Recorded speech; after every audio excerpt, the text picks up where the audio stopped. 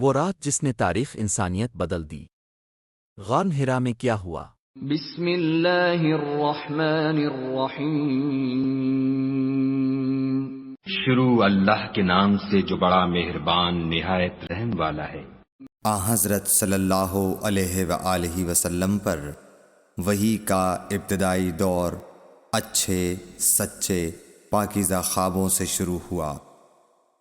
آپ خواب میں جو کچھ دیکھتے وہ صبح کی روشنی کی طرح صحیح اور سچا ثابت ہوتا۔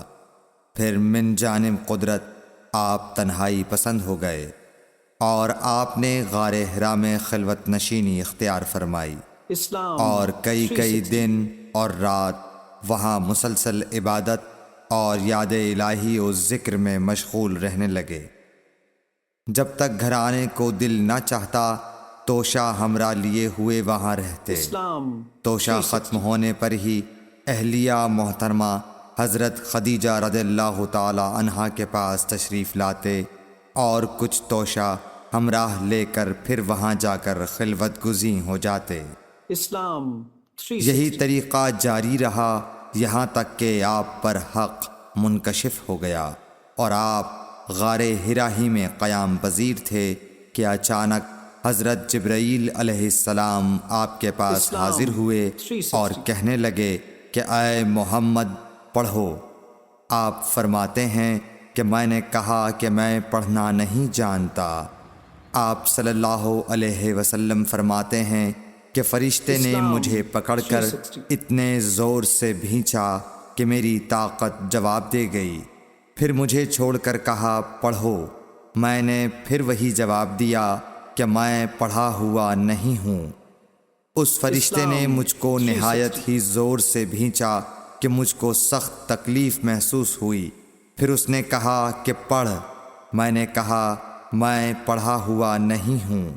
فرشتے نے تیسری بار مجھ کو پکڑا اور تیسری مرتبہ پھر مجھ کو بھینچا، پھر مجھے چھوڑ دیا اور کہنے لگا کہ پڑھو اپنے رب کے نام کی مدد سے جس نے پیدا کیا اور انسان کو خون کی پھٹکی سے بنایا۔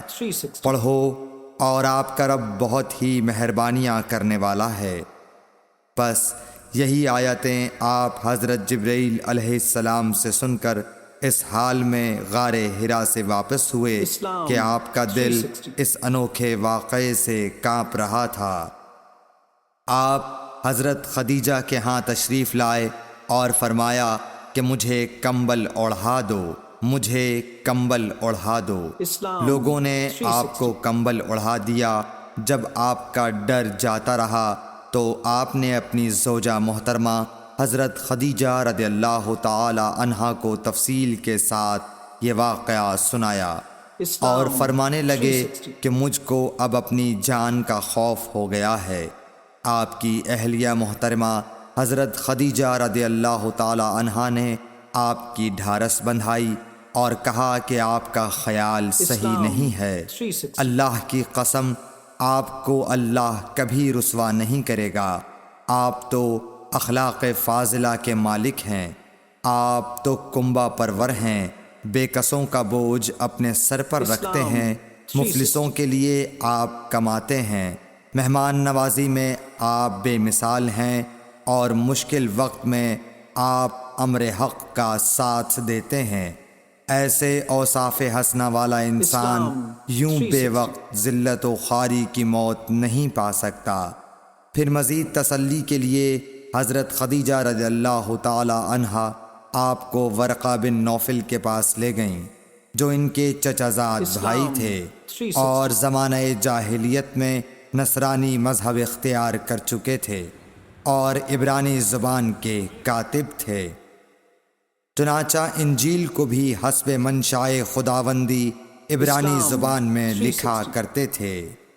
انجیل سریانی زبان میں نازل ہوئی تھی، پھر اس کا ترجمہ عبرانی زبان میں ہوا۔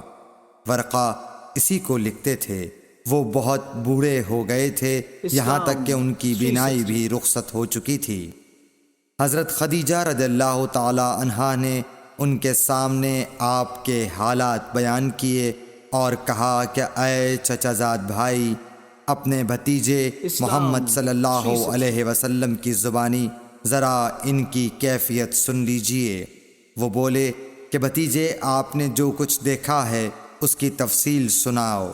چنانچہ آپ صلی اللہ علیہ وآلہ وسلم نے از اول تا آخر پورا واقعہ سنایا، جسے سن کر ورقہ بے اختیار ہو کر بول اٹھے کہ یہ تو وہی ناموس معزز رازدان فرشتہ ہے جسے اللہ نے حضرت موسیٰ علیہ السلام پر وحی دے کر بھیجا تھا۔ کاش میں آپ کے اس عہد نبوت کے شروع ہونے پر جواں عمر ہوتا، کاش میں اس وقت تک زندہ رہتا جب کہ آپ کی قوم آپ کو اس شہر سے نکال دے گی۔ رسول کریم صلی اللہ علیہ وآلہ وسلم نے یہ سن کر تعجب سے پوچھا کہ کیا وہ لوگ مجھ کو نکال دیں گے، حالانکہ میں تو ان میں صادق و امین و مقبول ہوں۔ ورقہ بولا ہاں یہ سب کچھ سچ ہے، مگر جو شخص بھی آپ کی طرح امر حق لے کر آیا لوگ اس کے دشمن ہی ہو گئے ہیں۔ اگر مجھے آپ کی نبوت کا وہ زمانہ مل جائے تو میں آپ کی پوری مدد کروں گا۔ ورقہ کچھ دنوں کے بعد انتقال کر گئے، پھر کچھ عرصے تک وحی کی آمد موقوف رہی۔ Like, comment, and subscribe.